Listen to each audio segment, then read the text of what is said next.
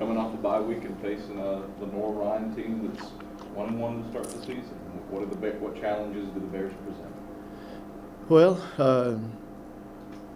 I'll talk a little bit about Lenoir-Rhyne, but they really not the problem. We're the problem.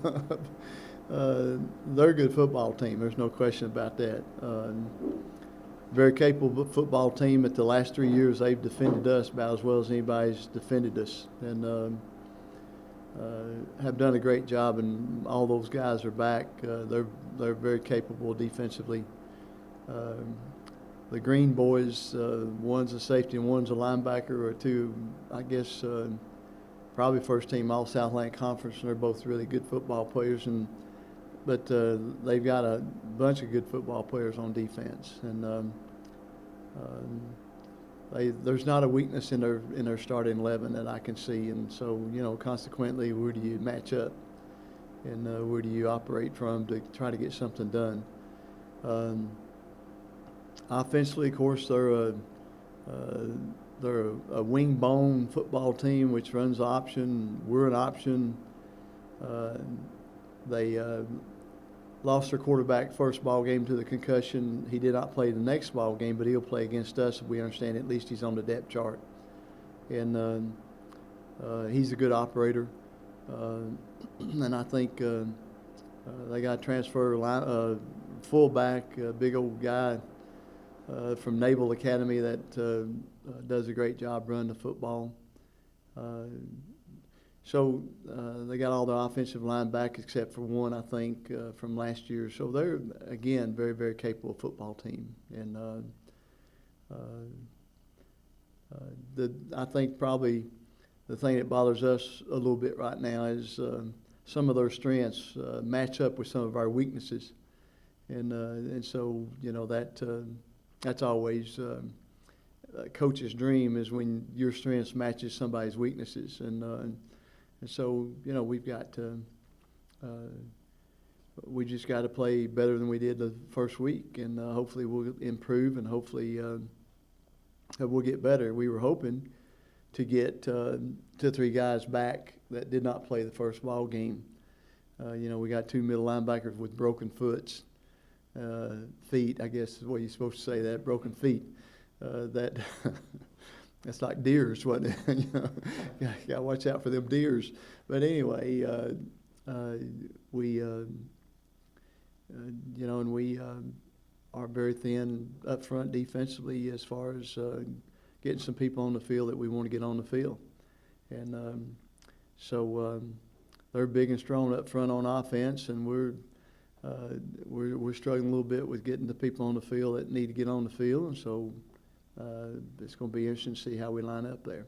And but we have had a good week practice. One of the few times in my career that I have welcomed an open date after the first ball game.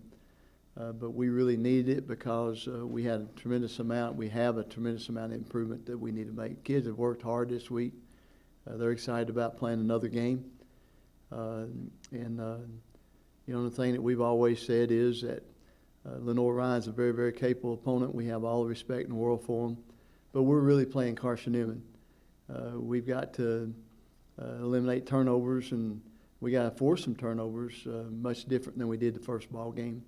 We got to block and tackle much better than we did the first ball game. We've got to eliminate some penalties much better than we did the first ball game. And we got to want to play a good football team and want to be disciplined, because it's option assignment football versus option assignment football. And so whoever who's is disciplined enough to play option football and play it the whole game probably is the team that's going to have a better chance of winning. And so that's, bottom line, that's where we are and what we got to do. Questions?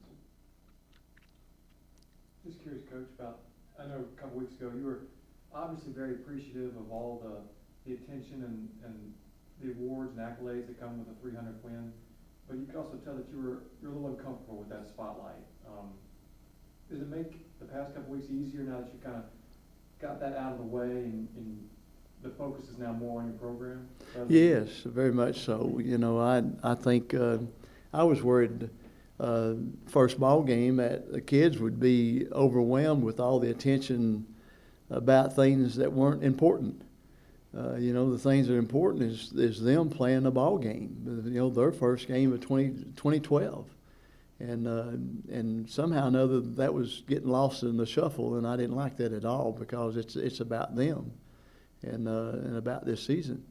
And so I think they handled it beautifully. They really did a good job with it. And again, you know, grateful for those guys who play and those coaches who coach, because that's the bottom line.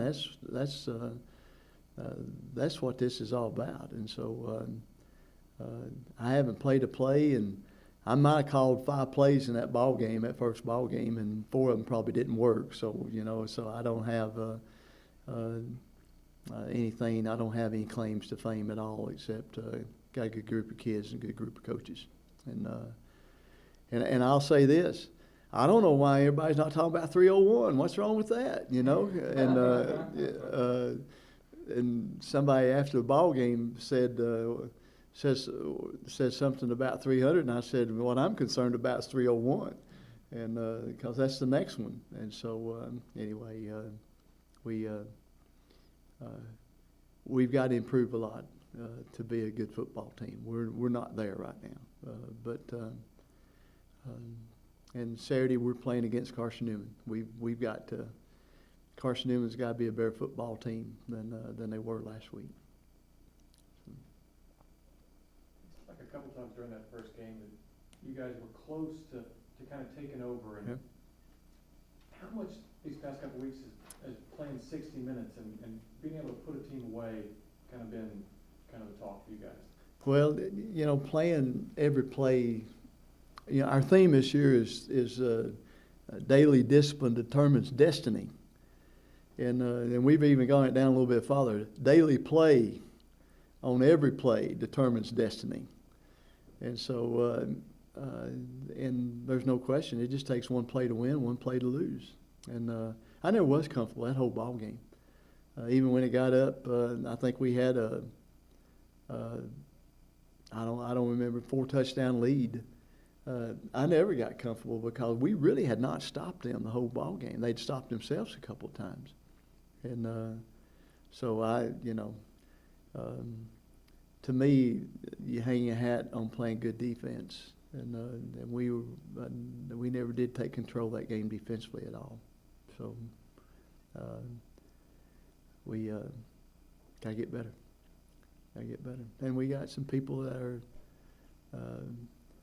we're stretching them tremendously to put them in situations that we're putting them in, but that's what we have, and they got to answer the bell. You know, we can't hide in the corner. We got to go answer the bell. We got to get in the middle of the ring and start swinging a little bit. So. Of the different parts of the defense, would you say linebackers, defensive line, whose play is the most critical against this kind of offense? Probably front 7. And, you know, and then when you say that, when they pitch it outside on the option, you got to have people in the secondary coming that can do hand-to-hand combat and win some of them battles, you know, because it usually ends up with a one-on-one hand-to-hand battle is what it ends up being. And so, but, you know, you worry about them lining up and come right at you. And with a big old running back and big old offensive line and picking on our little old boys. You know, but then when they pitch it, you worry about it outside too. You know, being able to take on blocks and get the job done there. So it's going to be a tremendous battle at the point of attack. At the point of attack, we got to win some of those battles, and so I think that'll be the secret to the ball game, the key to the ball game.